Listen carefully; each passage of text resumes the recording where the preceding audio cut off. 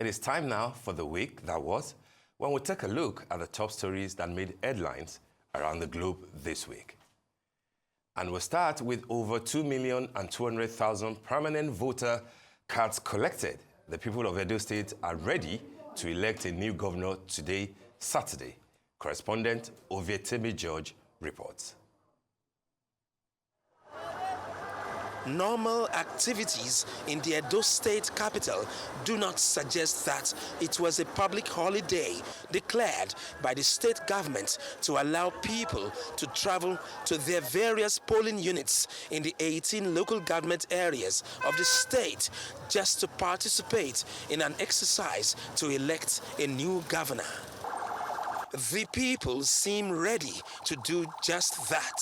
In terms of infrastructural development, to say that kind of person must have that quality. And then there are other areas like roads.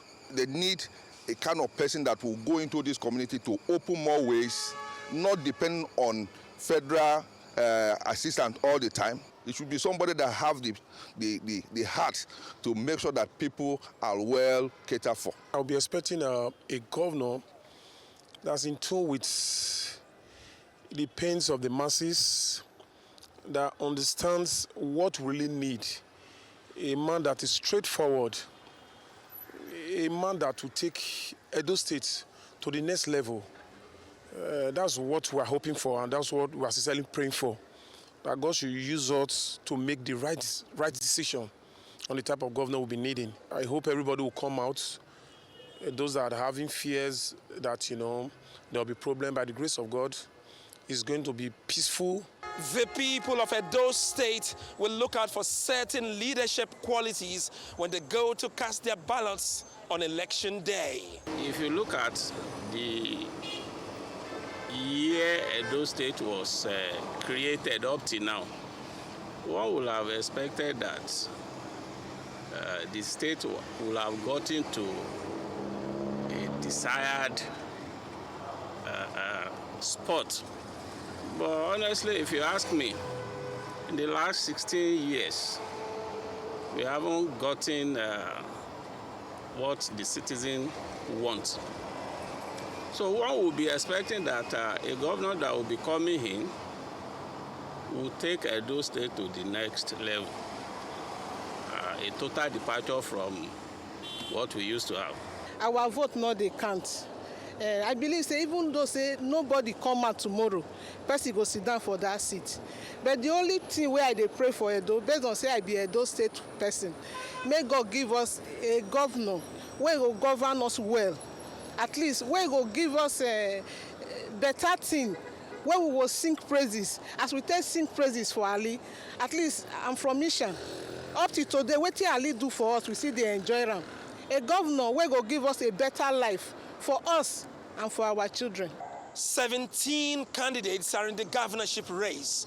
However, when the hurly burly is done, when the battle is lost and won, only one will be declared winner and sworn in to occupy Osadebe House, the seat of power for the next 4 years in Edo State. Ovietemi George, Arise News. All right, the D-Day is here. It's here. Edo 2024. Yes. 17 candidates are jostling for 2.2 million votes.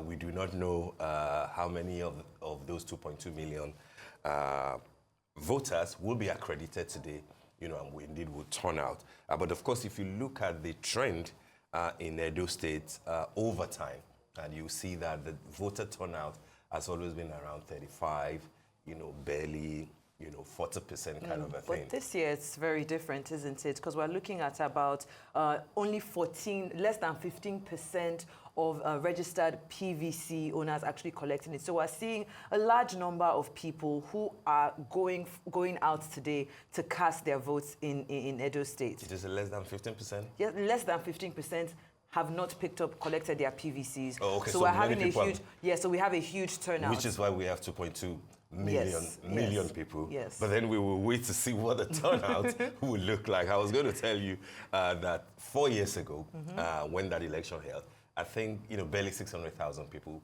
turned out. Governor Obaseki won his re-election in 2020 with more than 300 votes. And of course, his major opponent was a two-horse race at that time. Pastor Ize-Iyamu had more than 200,000. If we cast our minds back to 8 years before then, when Governor Adams Oshiomhole got his own re-election in 2012, he had more than 400,000, to his candidate from the PDP, his opponent from the PDP is just slightly more than 100,000. So it has always hovered around 500,000 plus, close to 600,000, sometimes slightly above 600,000. So when you hear a figure like 2.2 million, yes, you'll be expecting that, even if you do 50%, that would be about 1.1 million people turning out. But of course, with beavers, there will be strict, regulations, and I'm sure that from 8:39, we will see what would happen in all the 18 local government areas in Edo State. Definitely. 17 candidates, we did say, but of course we know that it's a three-horse race. Yes. The PDP, Aswe Godalo, APC, Monday Okpebholo, and of course the Labour Party, Olumide Akpata. Two lawyers there and one a distinguished senator of the Federal Republic. Which is interesting that you would mention, because, and if you haven't already, you should actually pick up, this day and read the article about the 6 trends to watch out for during the, Edo governorship elections. And one of the trends there, especially because when we talk about, Labour Party, we're looking at the high numbers of, PVCs collected. The fear there is we've always had a horse race with APC and PDP. So the fear there now is with Olumide Akpata coming in. There's a possibility that he might steal a huge number. Now we don't know who from, whether from the APC or PDP, that he might come in and swoop some of those votes for him. Because it's Labour. Yes. And we saw that Mr. Peter Obi, the flag bearer of the Labour Party, did go to Edo State, Benin, to endorse him and to campaign with him. A lot of people have said, will it be like the way that Labour Party, denied one person from winning last year? But we don't know. But I think that we have to go to the field now. Yes, definitely. Right. And Arise is going to be covering this live. And we're ready for our first in-swinger on this special coverage from Edo State.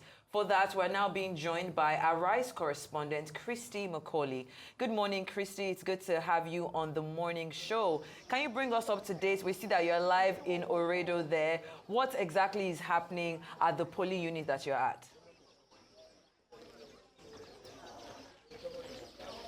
Good morning.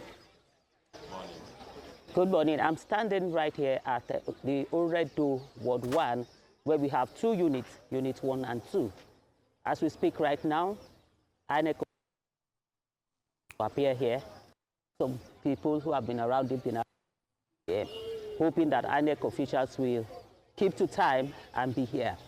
And I tell you, today is a day we need to test INEC and other stakeholders. They've given all assurances during the week. Build up to the election, they have told us they are going to be at every polling unit by 7 a.m.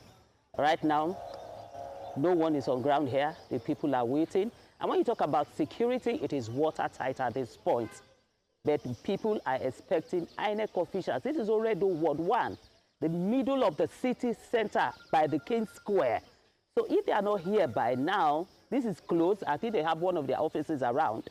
And the people are waiting. This particular polling unit in 2023 had a huge turnout of voters. They have 2 wards here, and the crowd here as at 2023, we got here at about 7:30 to 8 in 2023, and you won't imagine the level of the kind of crowd we met here. But now it's well past 8.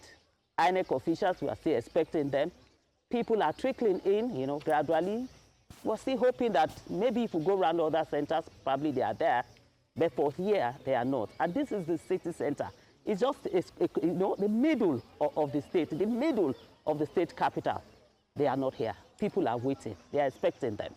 All right, Christy, thanks for that context. But then tell us, it's just 8:14 this morning.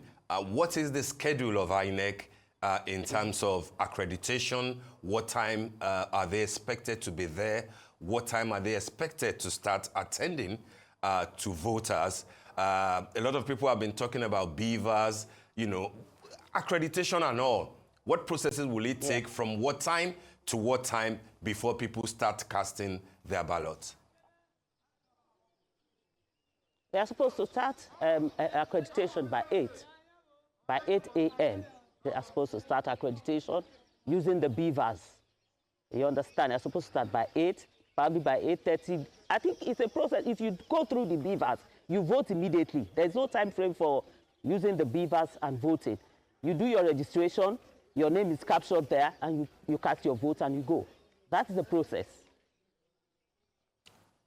All right, then if I can come in here, you've spoken about the fact that you are still waiting on, INEC officials. I wonder if, there has been anybody in that space who has been able to reach out to them to find out if they are, they're close by, if they're on their way, what exactly the update is. You mentioned that it's the center of the city, so the expectation is that those should be one of the first, centers for them to get to. Do we have an update as to the expectation, that the time that they are expected to get there?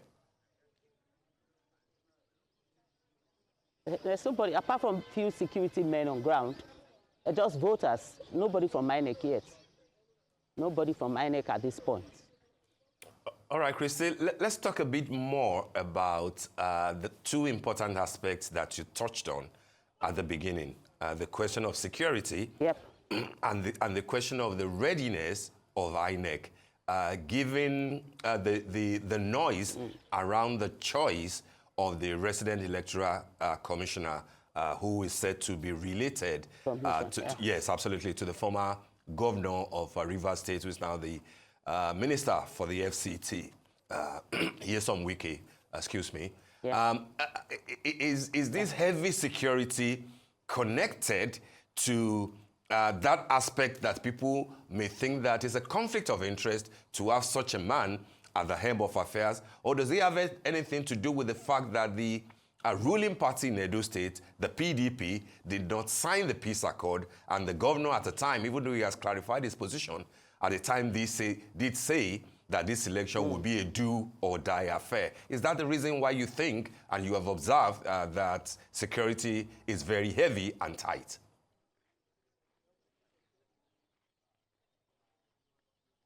Yes, I believe it is one of the reasons why we have this huge security presence in Edo State at this moment. During build-up to the campaign, you heard all of them. Politicians, they were going on, they were making inflammatory statements. Do or die affair, Edo we born, and all of that. I believe that's exactly why we have huge security presence here in the state capital. Across the state, not even in the state capital, across the state. And again, INEC, I want to believe maybe they concentrated more on local government that are outside the city center. You understand? Maybe they look, this one is just around the corner, we can always get there. I want to believe that is the problem they're having at the moment. I just want to assume that is the problem they're having at the moment, because this place ought to be the first place they will be at, based on its location. All right, and thank you so much, Christy Macaulay. We'll continue to monitor today's voting as it happens live in Edo State. Thank you so much. We'll go on a short break now, and when we come back, we'll continue the show.